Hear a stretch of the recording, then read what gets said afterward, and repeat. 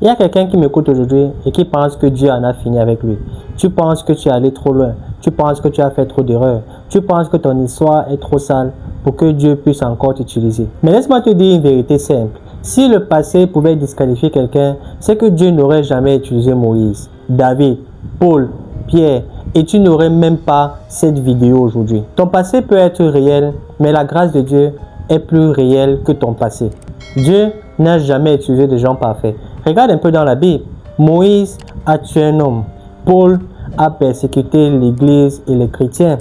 Pierre a renié Jésus 3 fois. David a commis l'adultère. Et pourtant, Dieu les a choisis. Pourquoi? Parce que Dieu ne regarde pas ce que l'homme regarde.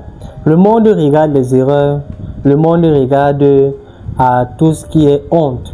Alors que Dieu regarde ce qu'il peut encore transformer. Il faut savoir que ton passé ne fait pas peur à Dieu. Ce qui te fait trembler ne fait pas trembler Dieu. Tu n'es pas assez cassé pour Dieu. Pour moi, le passé est un lieu de référence, pas un lieu de résidence. Dieu ne t'a pas appelé pour que tu continues à vivre dans les regrets. Dieu ne t'a pas appelé pour que tu continues à vivre dans la culpabilité. Jésus n'est pas mort pour toi pour que tu continues à t'accuser toi-même. La Bible nous fait comprendre dans 2 Corinthiens 5, verset 17, si quelqu'un est en Christ, il est une nouvelle créature.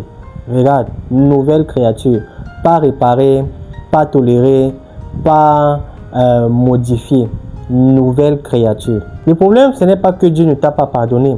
Le problème, c'est que tu continues à vivre comme si Dieu ne t'avait jamais pardonné. Tu tiens encore à ton passé alors que Dieu l'a déjà jeté dans la mer de l'oubli.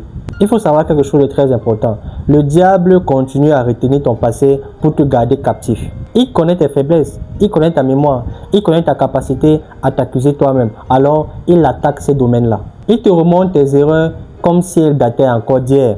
Il ravive le souvenir que Dieu a déjà effacé ses erreurs et il murmure dans tes oreilles, tu n'es pas assez bon, tu n'es pas assez digne pour te relever. Mais écoute-moi très bien, quand Dieu pardonne, le ciel met fin au dossier. Et le diable essaye toujours et toujours d'ouvrir, de rouvrir des dossiers que Dieu a déjà classés. Et souvent, il réussit. Pourquoi? Parce que tu le crois. Tu crois plus le diable que Dieu. Mais aujourd'hui, ça s'arrête.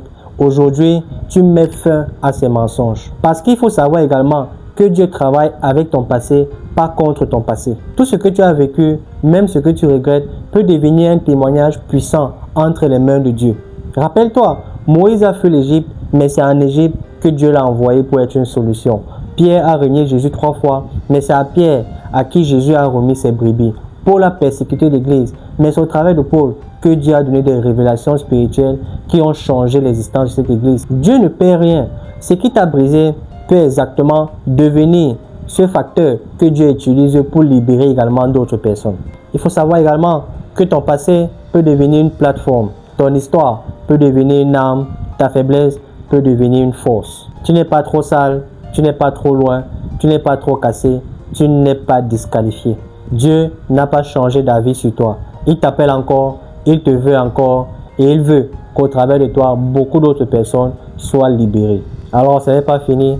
Tu peux te relever et revenir à Dieu aujourd'hui. Ton passé te dit que tu es fini, mais Dieu te dit, je fais toutes choses nouvelles. Aujourd'hui, choisis la voie que tu veux écouter. Et rappelle-toi, ta plus grande honte peut devenir ta plus grande preuve de la grâce de Dieu sur ta vie. Moi, je te donne rendez-vous pour une autre vidéo qui va également, par la grâce du Seigneur Jésus-Christ, te bénir et t'édifier et te fortifier dans ta foi. N'oublie pas, le Seigneur t'aime et il t'aimera jusqu'à l'éternité. Prends bien soin de toi et la paix sur toi. N'hésite pas à aller regarder une de ces vidéos car je suis convaincu qu'une seule peut véritablement changer ta vie et te pousser dans ta destinée. Partage la vidéo, abonne-toi si ce n'est pas encore fait et on se dit à très vite. Prends bien soin de toi et la paix sur toi. Shalom.